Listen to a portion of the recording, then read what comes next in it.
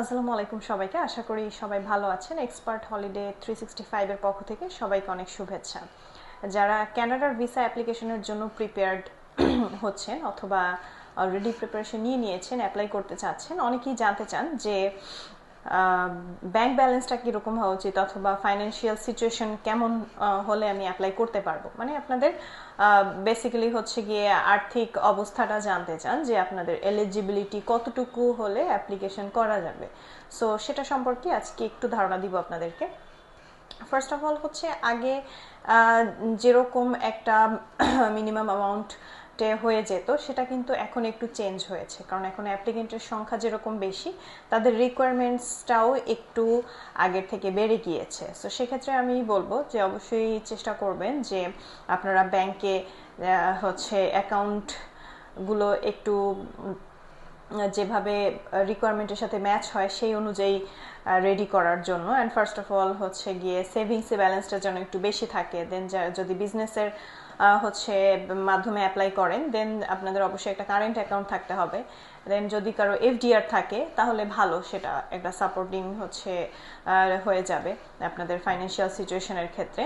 আর অনেকে একটা ভুল করে থাকেন, সেটা হচ্ছে অ্যাসেট ভ্যালুয়েশনটা অনেকে হচ্ছে মিস করে ফেলেন, অথবা অ্যাসেট ভ্যালুয়েশনের অ্যামাউন্ট একটু কম করে ফেলেন, ভাবেন যে হয়তো এটা কম হলেও সমস্যা নেই। তবে আমি সাজেস্ট করব যে আপনাদের ব্যাংকে যে ব্যালেন্সটা আছে তার থেকে কয়েকগুণ বেশি আপনাদের অ্যাসেট দেওয়া উচিত, কারণ অ্যাসেট হচ্ছে ইমুভেবল একটা প্রপার্টি, ওটা ফিক্সড।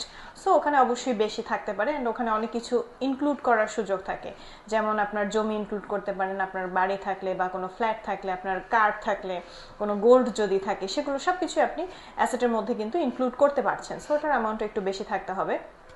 এখন বলে দিই অ্যাপ্রক্সিমেট একটা অ্যামাউন্ট যে কত হলে আপনাদের জন্য ভালো হয়। সো আমি একটা সিঙ্গেল ফাইলের ক্ষেত্রে বলবো, ফ্যামিলি সহ অ্যাপ্লাই করলে সেক্ষেত্রে আসলে কয়জন ফ্যামিলি মেম্বার, তাদের এজ কীরকম, সব কিছু মিলে একটা হচ্ছে একটা বিষয় চলে আসে। সো ওটা আসলে ডিপেন্ড করে কার ফ্যামিলিতে কে কে আছেন, কারা কারা অ্যাপ্লাই করছেন। সো ওটা ইন্ডিভিজুয়ালি ওভাবে বলা যাচ্ছে না, এক একজনের জন্য এক এক রকম। But on an average single অ্যাপ্লিকেন্টের জন্য কীরকম হবে সেটা আমি একটু আপনাদেরকে ধারণা দিতে পারি। যদি ধরেন আপনি একা অ্যাপ্লাই করবেন, একাই ট্রাভেল করছেন, সেক্ষেত্রে আপনার ধরেন সেভিংসে যদি 25 to 30 লাখের মতো একটা অ্যামাউন্ট থাকে, সেটা কিন্তু একটা ভালো অ্যামাউন্ট হিসেবে কনসিডারেবল হবে। দেন আপনার কারেন্ট অ্যাকাউন্টে যদি এরকম অ্যারাউন্ড 20 লাখের মতো একটা অ্যামাউন্ট থাকে, সেটা একটা ভালো অ্যামাউন্ট হতে পারে। আপনার একটা এফডিআর থাকলো, সেটা হতে পারে ধরেন 30 লাখ বা 50 লাখের যদি একটা এফডিআর থাকে, বা মিনিমাম 25 লাখের যদি একটা এফডিআর থাকে। সো সব মিলে আপনার তিনটা অ্যাকাউন্টে কিন্তু ভালো একটা ব্যালেন্স চলে আসলো।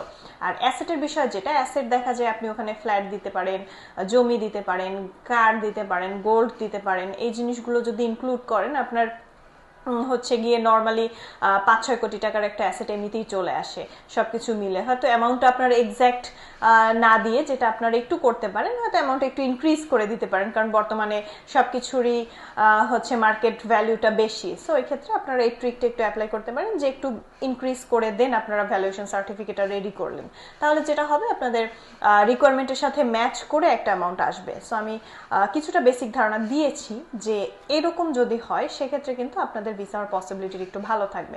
কারণ অনেকে বলেন আমার অ্যাকাউন্টে 5 লাখ টাকা আছে, আমি কি অ্যাপ্লাই করতে পারবো কিনা। অবশ্যই আপনি অ্যাপ্লাই করতে পারবেন। আপনি 5 লাখ কেন, 5,000 টাকা অ্যাকাউন্টে থাকলে সেটা দিয়েও আপনি অ্যাপ্লাই করতে পারবেন। কিন্তু বিষয় হচ্ছে যেটা আছে সেটা আপনার অ্যাপ্লিকেশনটাকে কতটুকু সাপোর্ট করছে বা ভিসা হওয়ার পসিবিলিটি কতটুকু রাখছে, এটা মাথায় রেখেই কিন্তু ফাইলটা আপনার রেডি করতে হবে।